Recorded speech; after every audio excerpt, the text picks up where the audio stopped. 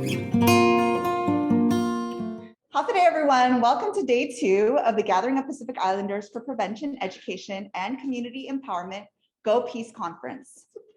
If you're just tuning in today, my name is Christiana Whitman, and I'm the project director for the Guam Focus on Life Youth Suicide Prevention Grant. Good morning. I was like, I just had to like, oh, there you go, thank you. Sorry. Good morning, Christiana and everyone. I'm Sarah Farrell. I'm a little bit off today, but also the project director for the Partnerships for Success Grant and our program teams, both administered by the Prevention and Training Branch of Guam Behavioral Health and Wellness Center, humbly welcome you again to this space. We hope you enjoy the second day we have planned for you. As Recovery Month comes to its close, day 2 is centered around substance use prevention. Funding for this conference is brought to you by SAMHSA and Guam Behavioral Health and Wellness Center. Again, we do need to disclose that the opinions of the speakers and what's shared in the next 2 days don't necessarily reflect the position of Guam Behavioral Health and Wellness Center or SAMHSA. So just a few reminders, the same conference link will be used throughout the program throughout today. And the conference booklet, which includes the daily agenda, has been sent via email. It's on the chat box and will be sent out again today. And it's linked on our Instagram bio. So just follow @peace_Guam. 15-minute intermissions are scheduled between each speaker, but feel free to enter and exit as you see fit. You all did it so well yesterday. We encourage you again to connect with each other and the speakers using the chat box. But if you have questions for the speakers specifically, those will be moderated. So type those in the Q&A box. So there's also a conference evaluation that will be linked in the chat. Please complete it as you leave your time with us. You only need to complete it once. And the first 100 who've completed the evaluation will be contacted to receive a conference gift. We'll be explaining those blue boxes later on today before we end the conference. So now allow me to welcome our first guest speaker this morning. She's easily one of our most favorite presenters. In fact, we've already invited her to speak just this week for prevention topic about 3 times. But every time we learn something new and we leave always inspired. Today, she's wearing the hat of the lead epidemiologist for the Guam SO work group. We invite you to the stage, or this time as the host spotlight on Zoom, Dr. Annette David. Enjoy. Great. Good morning, Christiana and Sarah. Your laughter is infectious, and I think it's a wonderful way to begin the morning. Buenos dias, half a day, everyone. It's wonderful to see that we not only have participants from Guam, but also from Palau, from Chuuk, from Ponape, and our other neighboring islands. Welcome to everyone. I was asked this morning to talk about data. And I know sometimes people are so reluctant to talk about data, but let's make this a fun and enjoyable and straightforward presentation. And we thought to entitle this, Listen, the Numbers Tell a Story, Using Data for Prevention. And I promise you it will be pain-free. But before anything else, acknowledgements. None of the work that we have done in prevention data here in Guam would have been possible without the collaborative spirit of all the folks at the Guam Behavioral Health and Wellness Center and with all the members of the Guam State Epidemiological Outcomes Work Group. This data group has been together since 2003 and is very likely the longest running data group here in Guam.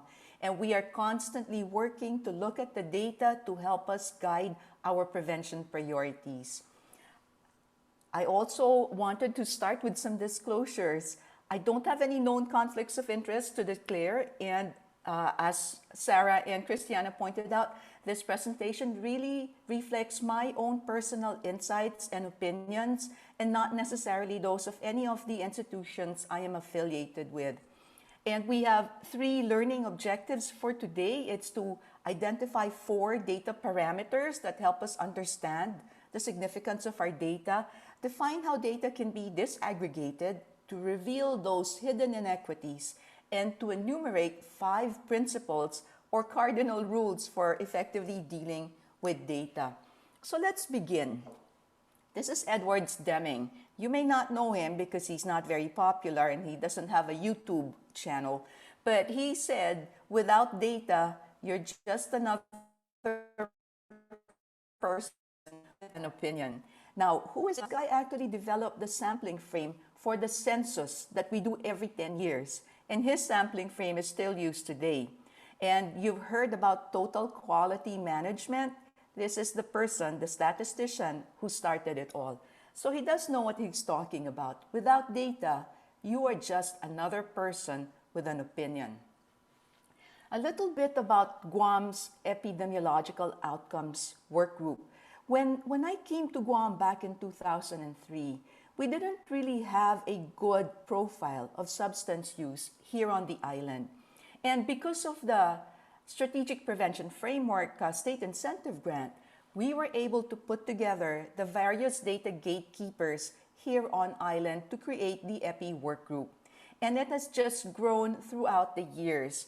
And we have been working really hard to look at the data, to analyze the data, and to make it guide us, to speak to us, so that we know if what we are doing in prevention is the right direction to take.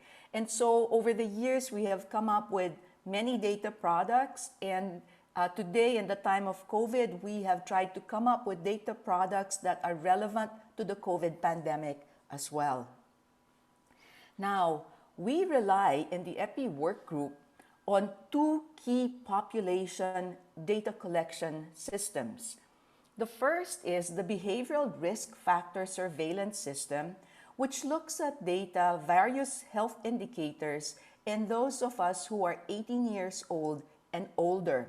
Now, the BRFIS changed its methodology in 2011, where they used to only contact people through their landlines. In 2011, they began to include mobile phones.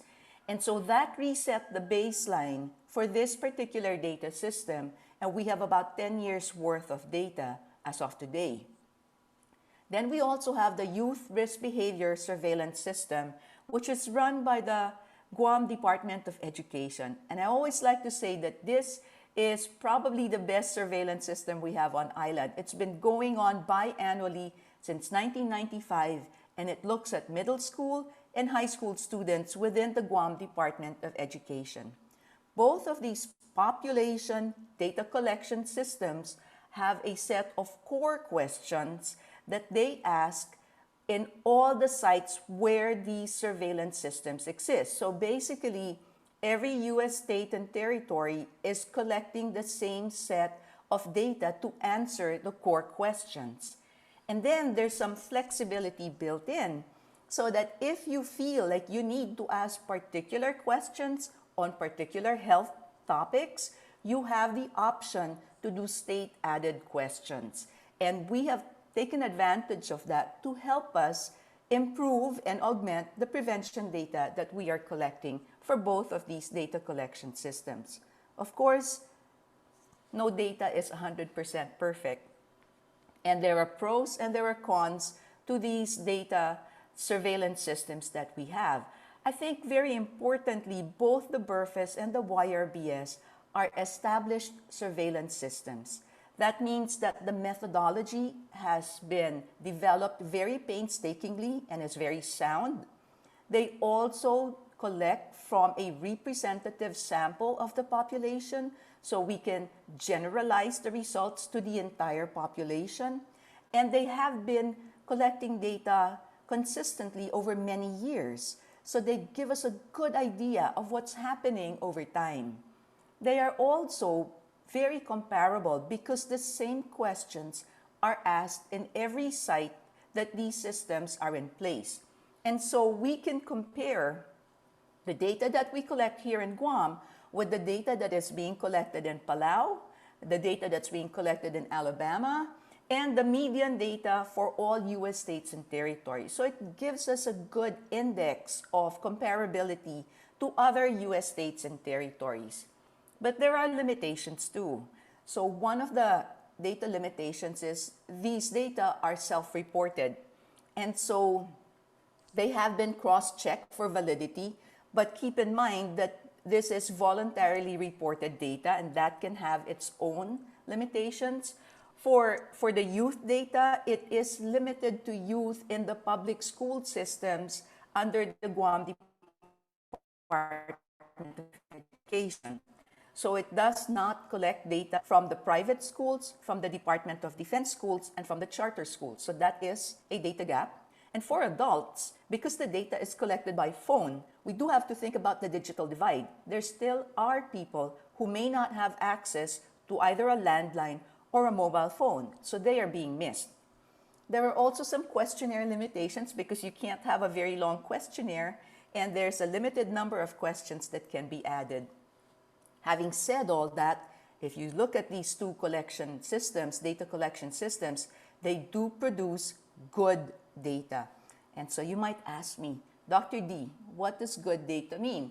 And there are many technical definitions for good data, but for the purpose of this workshop, let's use one criterion. Good data tells stories. So somebody said maybe stories are just data with a soul, right? Because data is just information, it's just numbers.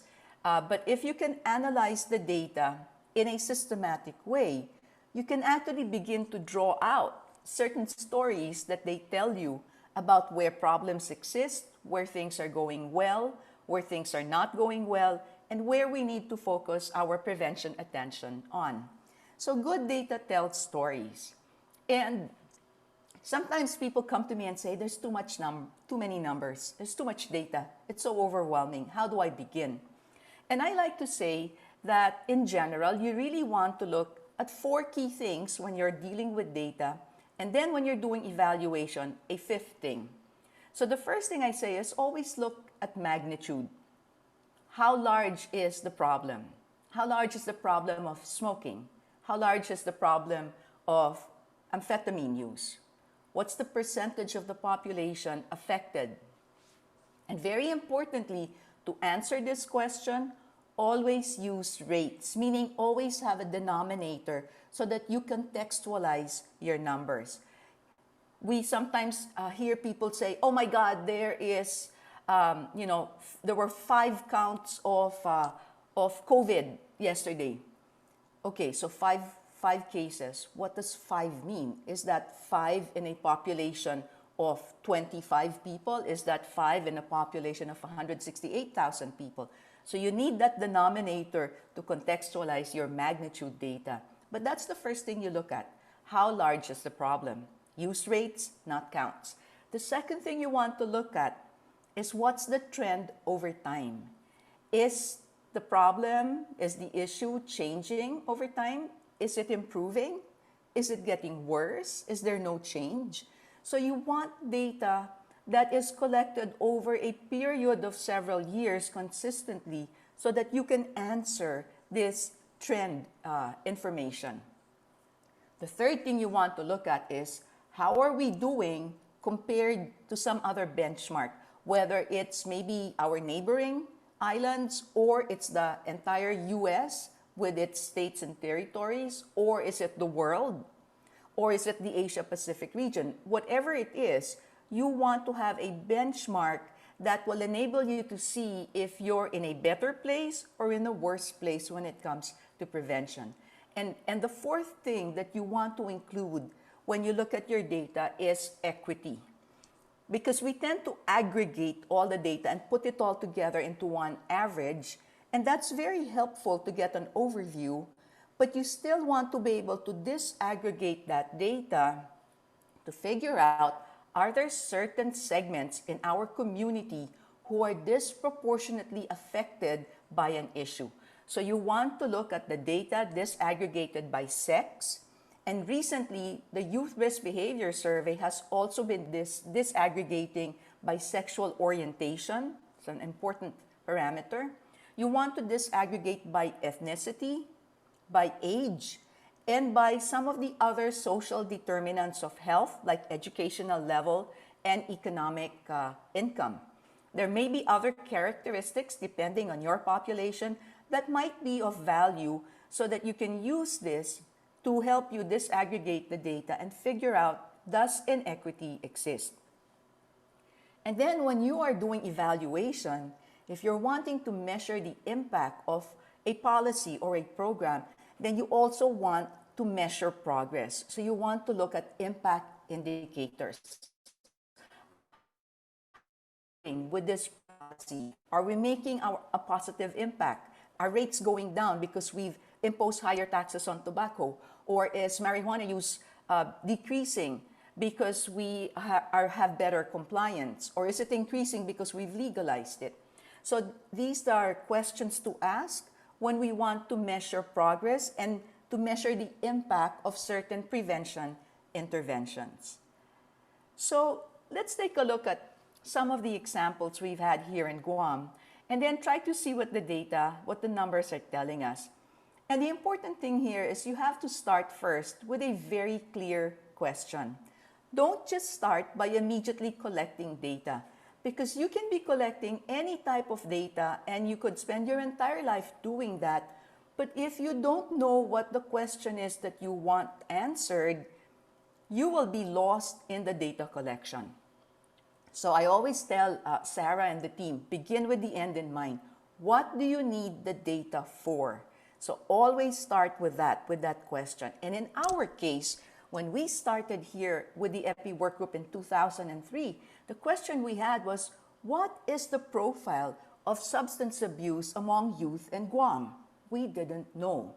We wanted to know, what are our prevention priorities? Which substances are being used the most that we need to start with?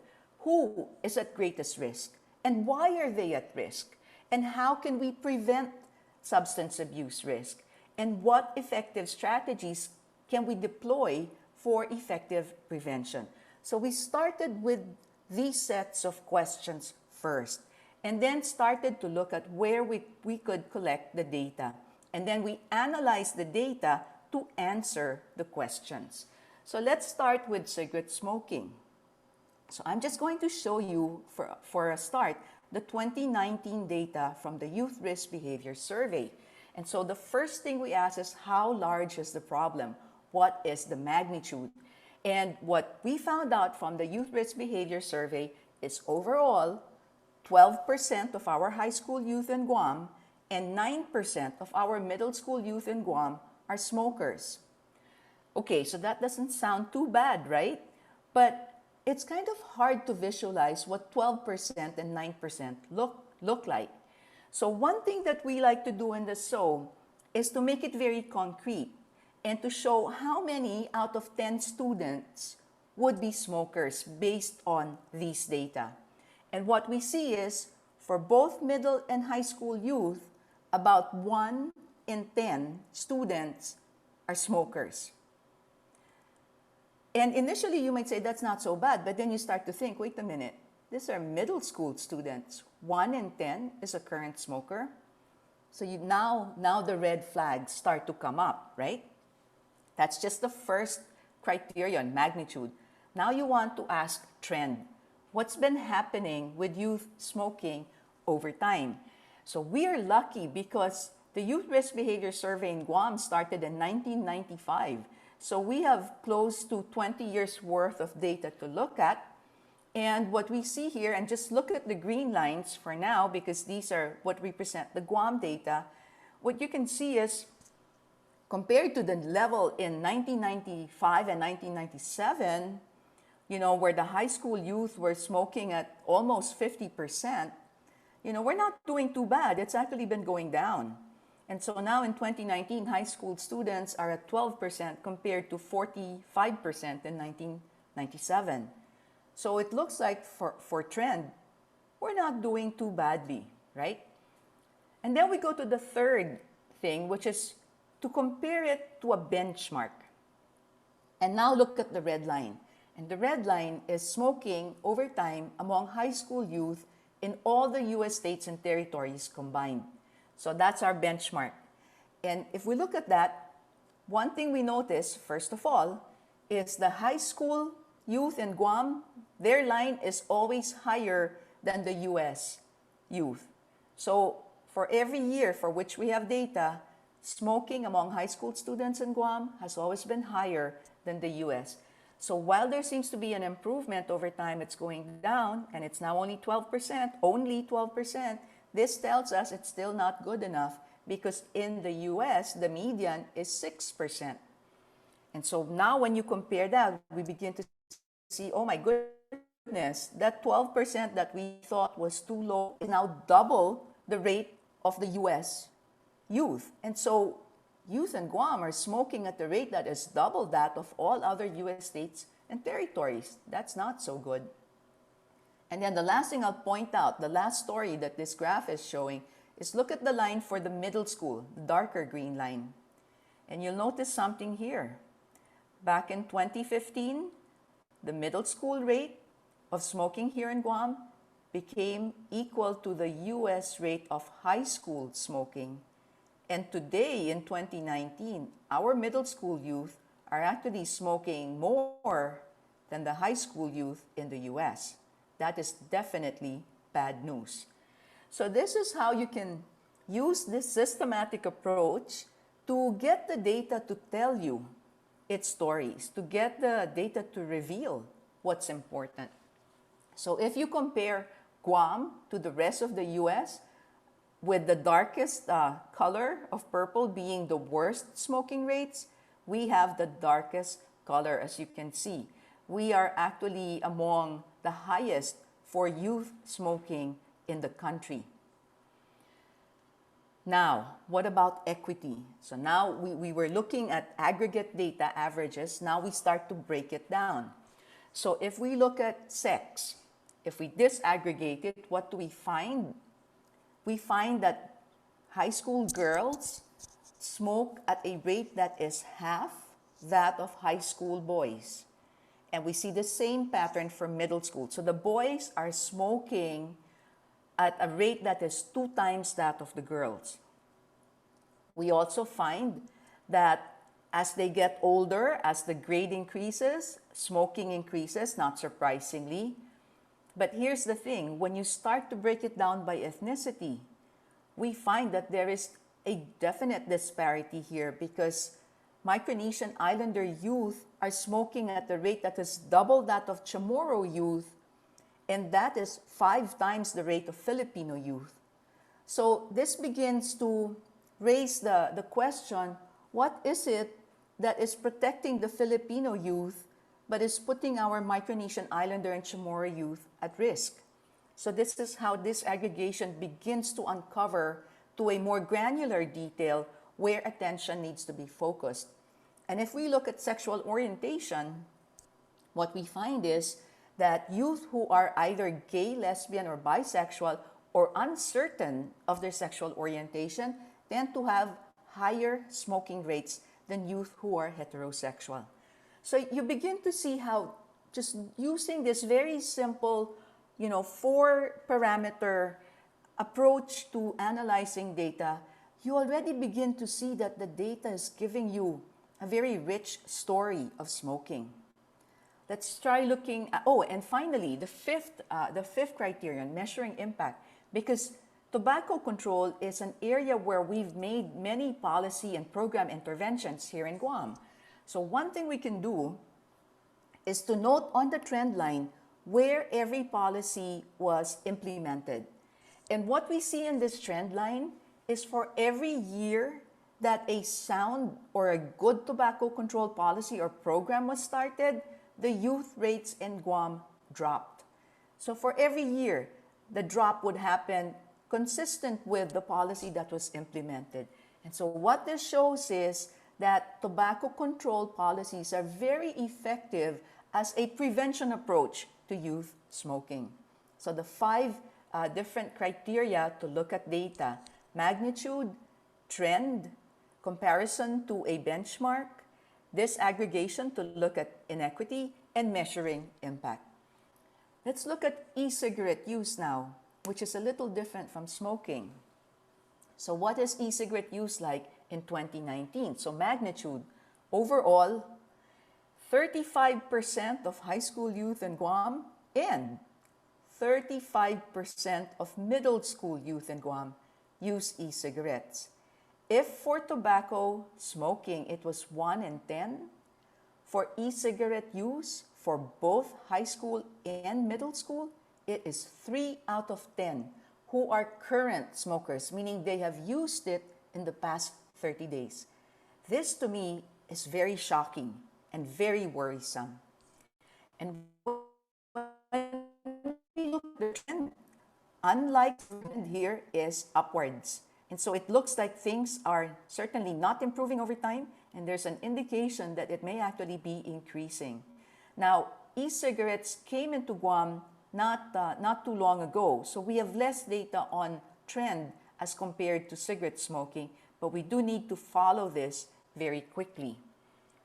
And if we look at how we compare to the US, again, we are in the darkest shade of purple. Not good for Guam. Definitely not good news for our island. And here we have some data, not just with the US, but with the Asia Pacific region. Because there is a global survey that asks about e-cigarette use. And so if we look at the question, have you ever tried using an e-cigarette? And you look at data from Cambodia, the Cook Islands, Fiji, Samoa, Vanuatu, and Guam. Look at Guam. We are way out there. Half of our youth have tried using e-cigarettes. And when we look at current use and compare Guam to the Marshall Islands and Cambodia, again, we have the highest rate of current e-cigarette use among 13 to 15-year-olds in this region. So I see all the danger warnings flashing, and they should be going off in our heads because this is definitely bad news. We look at equity, and here, unlike cigarette smoking, the girls here are using e-cigarettes as much as the boys. There's not that much of a difference across the sexes. And if we look at age, again, the older they are, the more likely they are to report current e-cigarette use. When we look at ethnicity, again, the question is begging to be asked, what is it that is putting our Chamorro and Micronesian Islander at greater risk than the Filipino youth? That's a very key question. But there's not much difference when it comes to sexual orientation. So a different profile for e-cigarette use as compared to cigarette smoking. What about alcohol use? Binge drinking. So magnitude. Overall, about 1/4 of our high school youth have had a drink in the past 30 days. Keep in mind, the age of legal use in Guam is 21, and these are students who are under the age of 21. 1 in 4 have actually had a drink. So that's not good. That means our law is not being fully enforced. And when we look at binge drinking, about 8% of Guam high school youth are binge drinkers, and about 4% are severe binge drinkers, meaning they've had 10 or more drinks in a row within a couple of hours in the past month. What about the trend? Comparing to the US, Guam is in blue. Here, the trend is different than tobacco because here, for every year that the data is collected, we are lower than the US. So that's good, and over time, it seems to be decreasing. So overall, the trend seems to be encouraging. In 1997, the binge drinking rate among Guam high school students was close to 23%, and in 2019, it's down to 8%. So that looks to be good. And if we compare it to the US, we are not the darkest purple here. So that also seems to be encouraging. And when we look at inequities, here again, we see there doesn't seem to be a lot of difference by sex, by gender. The girls are drinking about as much as the boys. And when we look at age, the older they are, the more likely they are to report it. Not much difference across sexual orientation, but the ethnicity differences persist.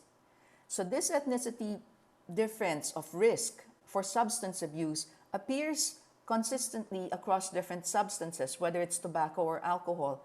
And it points us to the need to answer the question of why is the risk different for Filipino youth, Chamorro youth, and Micronesian Islander youth.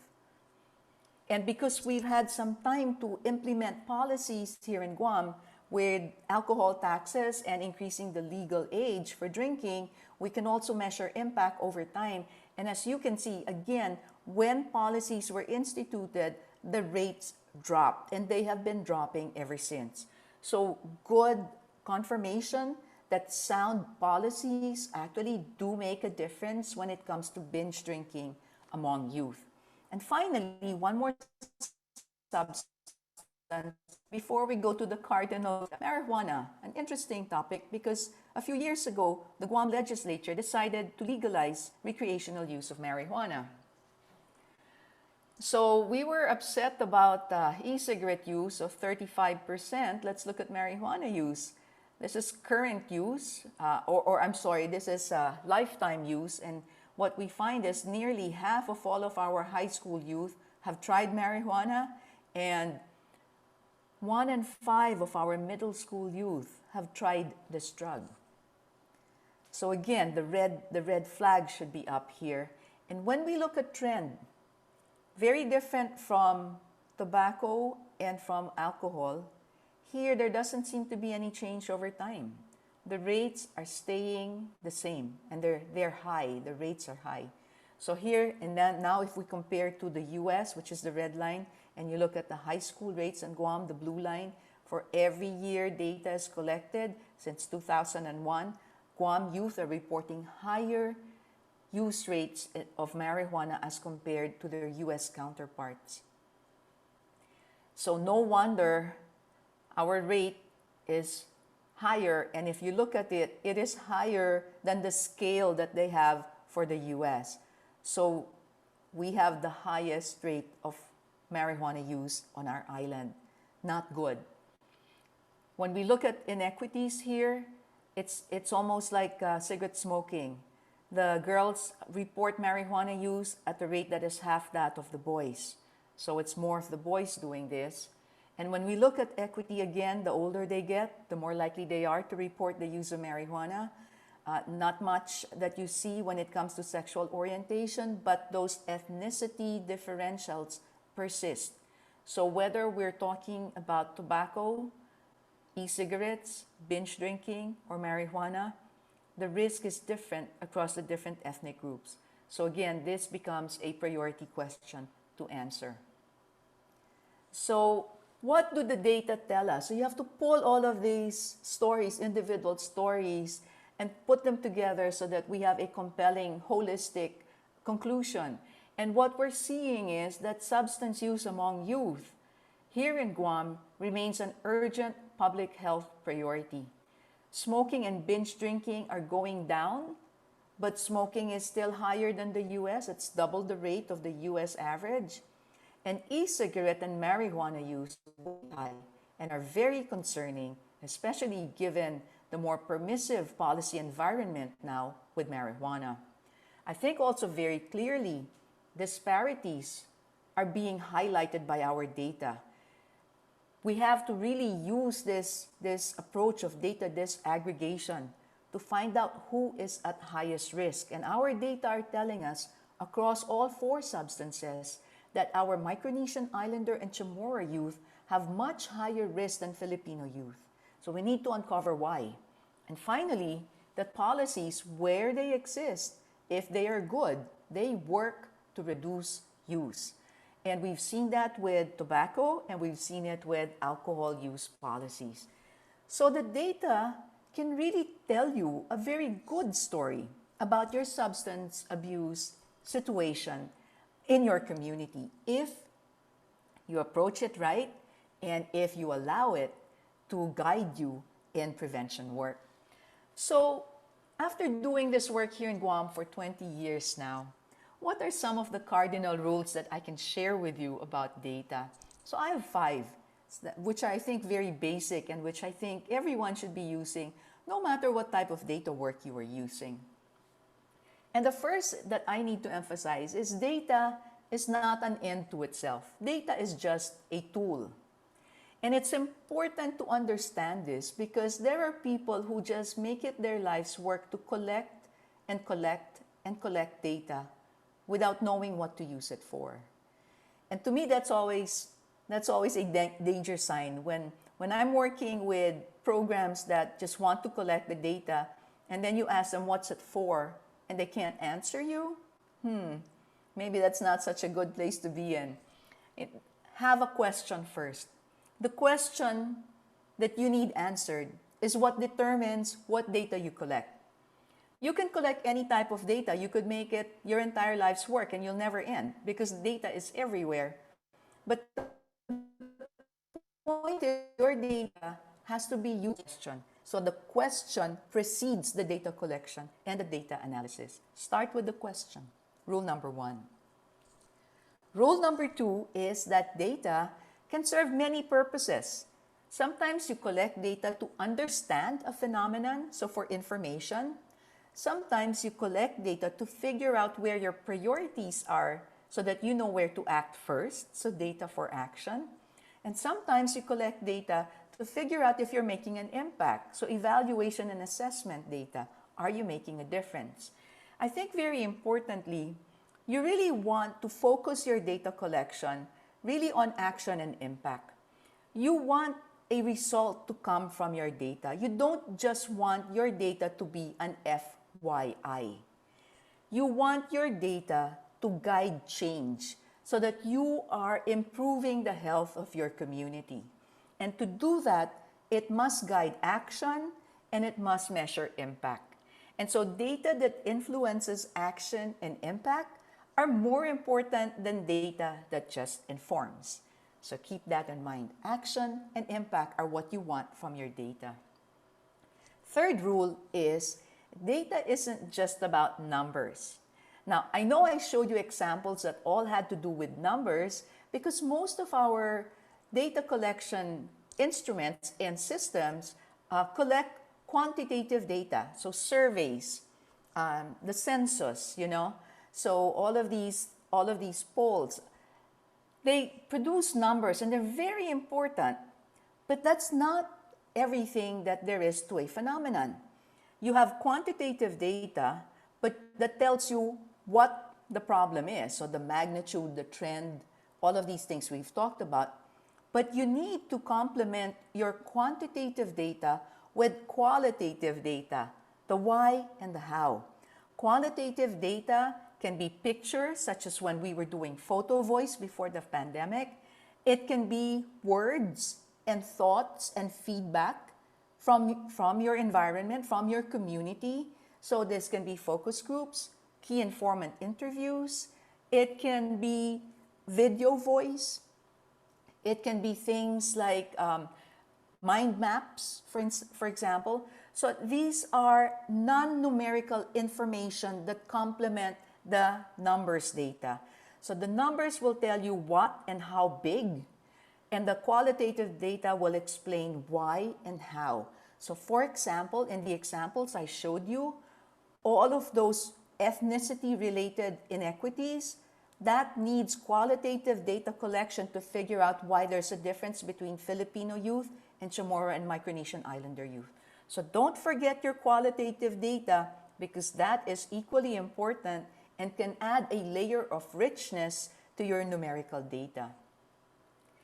And then you want not just to collect the data, but you want to actually have a data system. When we started out here in Guam in 2003, we were caught in this conundrum where program coordinators and planners would say, we must use local data because the data from the US doesn't always apply to us. But then we have no local data. So, that kind of was an impasse and really was used to, it kind of was a burden or an obstacle to action. So it's important when you are a data collection person, when you're a data person, to have some efforts towards building a system. Not just collecting the data, but actually creating the infrastructure so that you can sustain the data collection in a meaningful way over time. And that means that you have to start with what you have, which is what we did in the SO. And in fact, if you're very careful and you really do a good data inventory, you will find that almost always you have some data that's already existing that you can use. So start with that. Start with what you have. And then based on the questions you need answered, figure out where the data gaps are. So for us in Guam, for example, we started using the Youth Risk Behavior Survey data because it was such a core piece of data collection. But we realized very quickly it didn't have data for the kids in private schools. And so we worked with the Catholic schools to try and replicate the Youth Risk Behavior Questionnaire in that setting. Then we also capturing youth who were out of school, the youth in our justice system. And so we worked with our Department of Youth Affairs to include some of the YRBS questions in their screening questionnaire for their youth clients so that we would have data on them as well. And so by identifying your gaps, you can work on increasing your ability to collect data so that the gaps are uncovered. And finally, doing this helps you to really set up an ever-growing and ever useful and effective data system to guide your prevention work. And then finally, and I think very importantly, you have to make your data accessible. And I like the FAIR acronym. When you say accessible, what does it mean, right? Well, number one, it means your data has to be easy to find.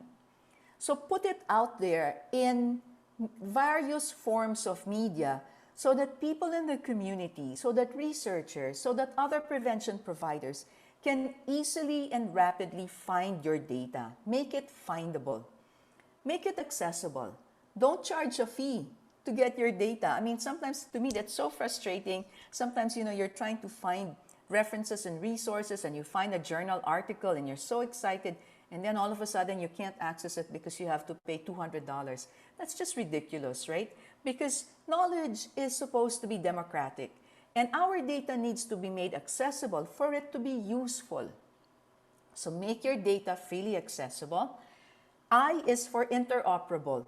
There is a digital divide and not everyone has access to the latest PowerPoint or Excel or database functions. So make sure that your data can be accessed with a different set of operational systems, a different set of devices, so that it becomes a little bit more democratic.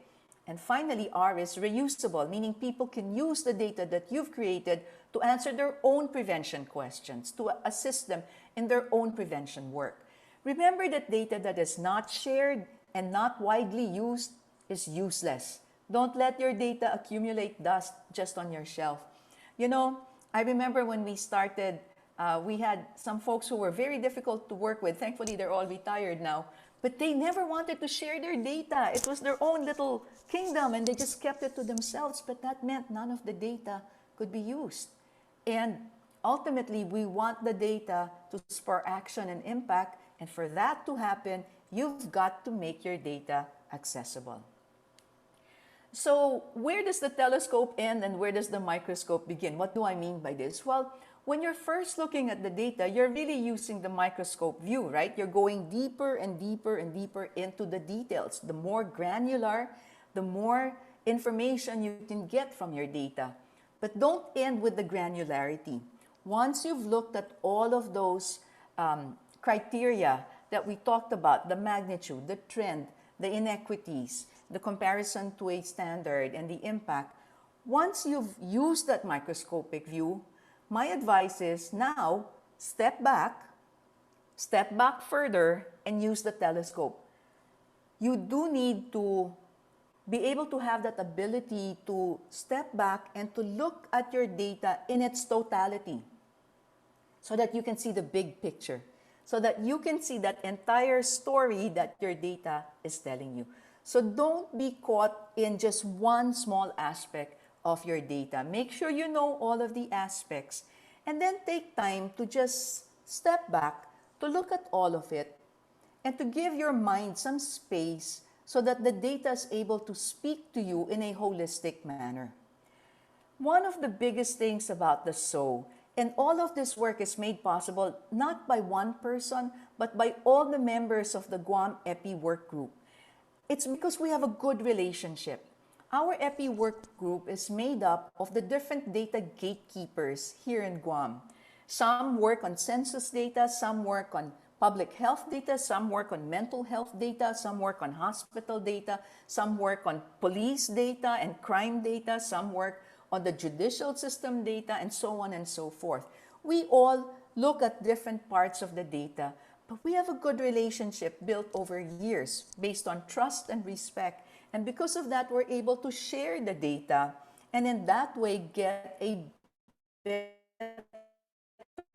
more holistic picture. And you don't want to be like the six blind men and the elephant, each one just seeing its own particular perspective of the elephant and missing the whole animal altogether. You want to be a collaborative group of data gatekeepers who are excited about their data and who are happy to share it with other data people so that we can create this really compelling and comprehensive picture of substance use and of prevention in our communities, because that is the most useful information to guide action and impact. So data is really there to guide us. Remember to start with the right questions and to let the questions guide the collection of your data. I've talked about an approach to begin to analyze the data that you have, and remember to also look for the qualitative data and listen to what your data is telling you. Don't force your data to fit into your particular opinion, but instead have no opinions, no hypothesis or no particular biases. Open your mind and let the data be the one to guide you to the actual situation and context of substance use and prevention in your community. And let the data guide your prevention priorities, your programs, and your policies so that you can create a healthier future for your community.